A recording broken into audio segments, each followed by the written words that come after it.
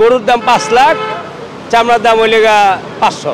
আমরা যেই দামে চামড়া বিক্রি করি ওই দামে কিন্তু আমরা জুতা পাই না। ভবিষ্যতে চামড়ার ব্যবসা একমাত্র উপর আল্লাহ ভালো জানেন।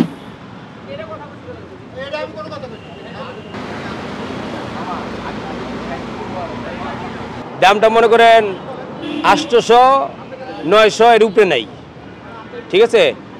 900-এর উপরে কোনো বাজার নাই, একের হাইমাল 900। এইটার ভিতরে এমন একটা সিস্টেম হয়েছে, হ্যাঁ, গরুর দাম 5 লাখ, চামড়ার দাম হইলে 500। এই বৃষ্টির কারণে, বৃষ্টিটা যদি না থাকতো তাহলে সুন্দর গত বছরের তুলনায় যাইতো, একটু কম যেতেছে আর কি।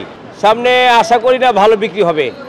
এই দিন বাটি হইব কমবো, দিন বাটি হইব কমবো।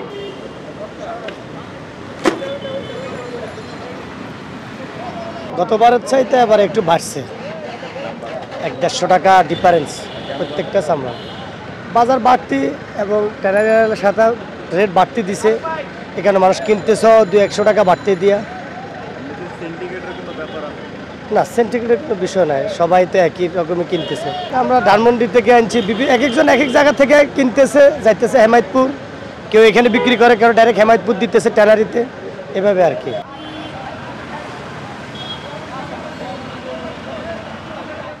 এবারের বাজার বলতে গত 3 বছর যাবত যেই বাজার চলতেছে সেই বাজারে কিন্তু আমাদের চামড়ার ওরকম লাভ হইতেছে না। এটা সরকার একটু যদি বাড়ায় দিত তাহলে আমরাও লাভ করতে পারতাম।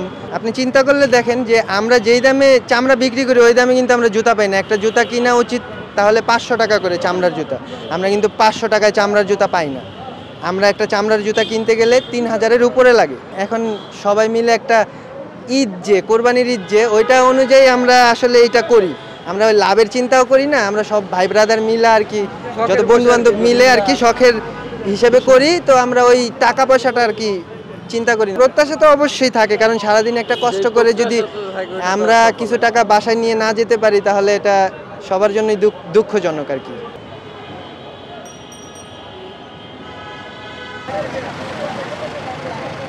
আসলে চামড়ার দাম তো অনেক কমে গেছে, একটা সিন্ডিকেটের কারণে এখন মাদ্রাসাগুলা বছরে একটা দিন চামড়া কালেক্ট করে এতিম বাচ্চাদের এতিমখানার বিভিন্ন কাজে, কিন্তু চামড়াগুলার যে প্রপার দাম সেই প্রপার দাম তো আমরা পাই না।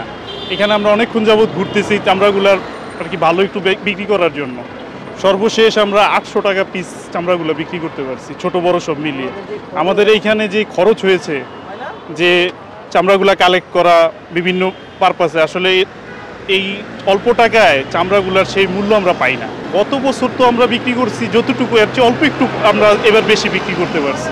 কমি মাদ্রাসাগুলা সচরাচর বছরে 2টা থাকে, একটা হচ্ছে গিয়ে ঈদের সময় কুরবানির চামড়া, আর রোজার সময় কিছু মানুষের জাকাত ফেরতা দিয়ে এই মাদ্রাসাগুলো চলে।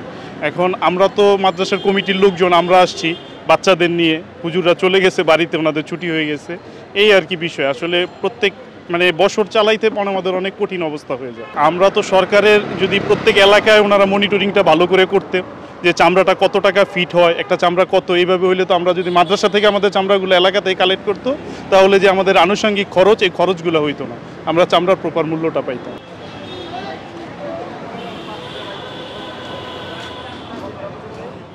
আসলে আমরা তো আশায় বুক বাঁধি, কিন্তু সবসময় আশায় থাকি যে ভালো কিছু হবে, কিন্তু ঈদের দিন যা থাকে তারপরে আবার দেখা যাচ্ছে ঈদের পরে যে সেই চামড়াটা থাকে না।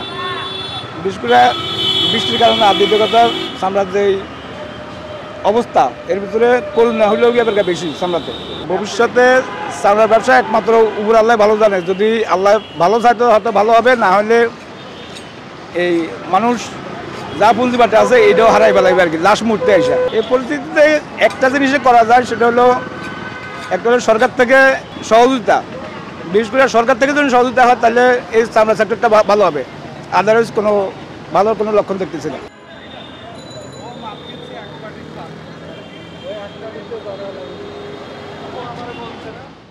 সংবাদ, ফিচার ও অনুষ্ঠানের জন্য ভিজিট করুন সংবাদ প্রকাশের ওয়েবসাইট এবং যুক্ত থাকুন ফেসবুক পেজ ও ইউটিউব চ্যানেলের সঙ্গে।